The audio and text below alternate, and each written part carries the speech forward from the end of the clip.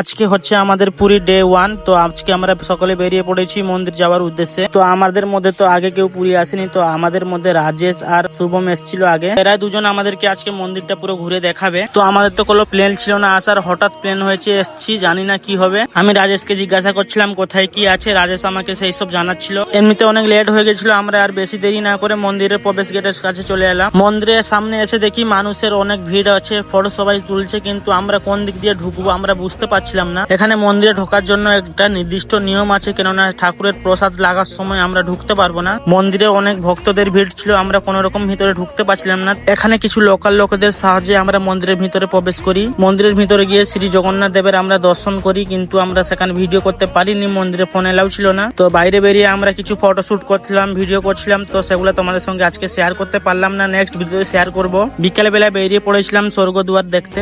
ব্রিজে ঘুরতে ঘুরতে আমাদের সন্ধ্যা হয়ে যায়, আর এদিকে আমরা অনেক কিছু খাওয়া দাওয়া করলাম। তো ব্লগটা আজকে আমি এখানেই শেষ করছি, দেখা হচ্ছে কালকের ব্লগে। সবাই ভালো থাকবে, সুস্থ থাকবে, টাটা, জয় জগন্নাথ।